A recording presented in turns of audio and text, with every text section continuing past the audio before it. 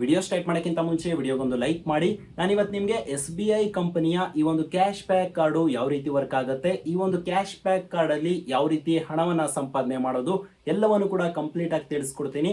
First time ನಮ್ಮ ಒಂದು ಚಾನಲ್ನ ನೋಡ್ತಾ ಇತ್ತು ಅಂದರೆ ಸಬ್ಸ್ಕ್ರೈಬ್ ಮಾಡಿಲ್ಲ ಅಂದರೆ ಸಬ್ಸ್ಕ್ರೈಬ್ ಮಾಡಿ. ಇದೇ ರೀತಿ ಏನಾದರೂ ಕ್ಯಾಶ್ ಬ್ಯಾಕ್ ರಿಲೇಟೆಡ್ ಅಥವಾ ಕ್ರೆಡಿಟ್ ಕಾರ್ಡ್ ರಿಲೇಟೆಡ್ ಡೌಟ್ಸ್ ಇತ್ತು ಅಂದರೆ ಕಮೆಂಟಲ್ಲಿ ಕಮೆಂಟ್ ಹಾಕಿ, ನಾನು ಕೂಡ ಅದಕ್ಕೆ ಆನ್ಸರ್ ಮಾಡ್ತೀನಿ. ಇವಾಗ ಬನ್ನಿ ಈ ಒಂದು ಕಾರ್ಡ್ನ ಯಾವ ರೀತಿ ಯೂಸ್ ಮಾಡಿ ಜಾಸ್ತಿ ಲಾಭವನ್ನು ಪಡೆಯೋದು ಅಂತ ನೋಡೋಣ. ನಿಮ್ಮ ಹತ್ರ ಏನಾದರೂ ಈ ಒಂದು SBI ಕಂಪನಿಯ ಕ್ಯಾಶ್ ಬ್ಯಾಕ್ ಕಾರ್ಡ್ ಏನಾದರೂ ಇತ್ತು ಅಂದರೆ ಈ ಒಂದು ಕಾರ್ಡ್ನ ಯಾವ ರೀತಿ ನೋಡೋದು ಅಂದರೆ ಫಸ್ಟ್ ನೀವು ಪ್ಲೇಸ್ಟೋರ್ ಅಥವಾ ಆ್ಯಪ್ ಸ್ಟೋರ್ಗೆ ಹೋಗಿ ಈ ಒಂದು SBI ಕಾರ್ಡ್ ಎಂಬ ಒಂದು ಅಪ್ಲಿಕೇಶನ್ನ ಡೌನ್ಲೋಡ್ ಮಾಡ್ಕೋಬೇಕು. ಡೌನ್ಲೋಡ್ ಮಾಡಿಕೊಂಡು ಓಪನ್ ಮಾಡಿ ನೀವು ಫೇಸ್ ID ಅಥವಾ ಫಿಂಗರ್ ಪ್ರಿಂಟನ್ನು ಕೊಡಬೇಕು. ಸೊ ಎರಡು ಕೂಡ ಕೊಟ್ಟಾದ ತಕ್ಷಣ ಆ ಒಂದು ಅಪ್ಲಿಕೇಶನ್ ಓಪನ್ ಆಗುತ್ತೆ. ಮೊದಲು ನನಗೆ ಪ್ರೈಮರಿ ಕಾರ್ಡು ಡಿಸ್ಪ್ಲೇ ಆಗುತ್ತೆ. ಈ ಒಂದು ಕಾರ್ಡು ನಿಮ್ಮ ಒಂದು SBI ಕಾರ್ಡ್ ಆಗಿತ್ತು ಅಂದರೆ ಅಲ್ಲೇ ತೋರಿಸ್ತಾ ಇರುತ್ತೆ. ಆಗಿಲ್ಲ ಅಂದರೆ ಈ ಥರ ಹಿಂಗೆ ಸ್ವೈಪ್ ಮಾಡಿದ ತಕ್ಷಣ ನಿಮಗೆ ಇನ್ನೊಂದು ಕಾರ್ಡ್ ಬರುತ್ತೆ. So SBI cash back card ನನಗೆ ಇಲ್ಲಿ ಬರ್ತಾ ಇದೆ. ಆ ಒಂದು ಕಾರ್ಡಲ್ಲಿ ನನಗೆ ಅವೈಲೇಬಲ್ ಲಿಮಿಟ್ ಬಂದು ಇನ್ನು 98,000 ದುಡ್ಡಿದೆ. ಟೋಟಲ್ ದುಡ್ಡು ಬಂದು 1,00,000. 1,00,000ದಲ್ಲಿ ನಾನು 2,000 ಆಲ್ರೆಡಿ ಖರ್ಚು ಮಾಡಿರೋದ್ರಿಂದ ಇನ್ನು 98,000 ನನಗೆ ಬ್ಯಾಲೆನ್ಸ್ ಇದೆ. ಆ 2,000 ಸ್ಪೆಂಡ್ ಮಾಡಿರೋದು ಕೂಡ ನಮಗೆ ಇಲ್ಲಿ ಕೆಳಗಡೆ ತೋರಿಸುತ್ತೆ. ಆ 2,000 ಸ್ಪೆಂಡ್ ಮಾಡಿರೋದಕ್ಕೆ ನನಗೆ 102 ರೂಪಾಯಿ ಕ್ಯಾಶ್ ಬ್ಯಾಕ್ ಬಂದಿದೆ. ಈ ಕ್ಯಾಶ್ ಬ್ಯಾಕು ಮುಂದಿನ ತಿಂಗಳು ಸ್ಟೇಟ್ಮೆಂಟಲ್ಲಿ ಆ್ಯಡ್ ಆಗ್ತಾ ಹೋಗುತ್ತೆ.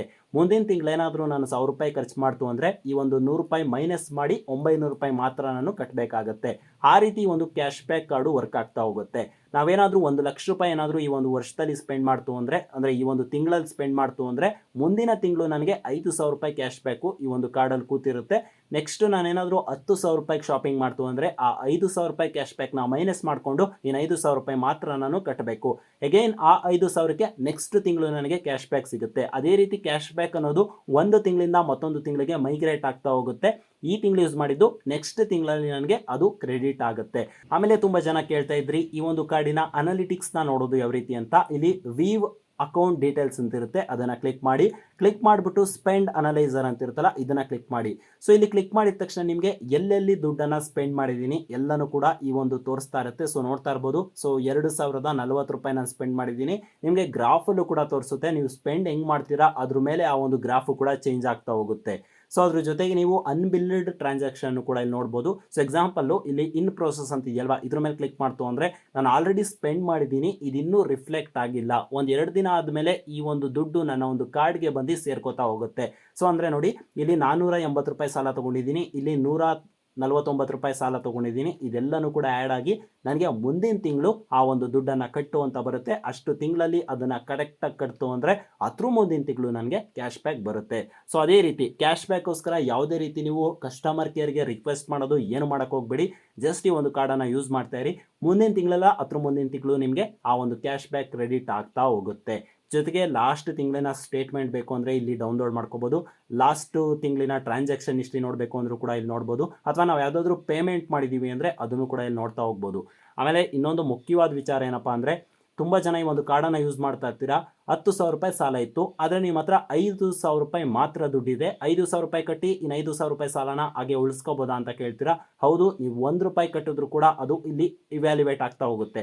ಸೊ ನೀವು 10,000 ರೂಪಾಯಿ ಸಾಲ ತೊಗೊಂಡು 2,000 ರೂಪಾಯಿ ಕಟ್ತೀರಾ ಅಂದರೆ 2,000 ರೂಪಾಯಿ ಕಟ್ಟಿ ಇನ್ನು 8,000 ರೂಪಾಯಿ ಸಾಲ ಇರುತ್ತೆ.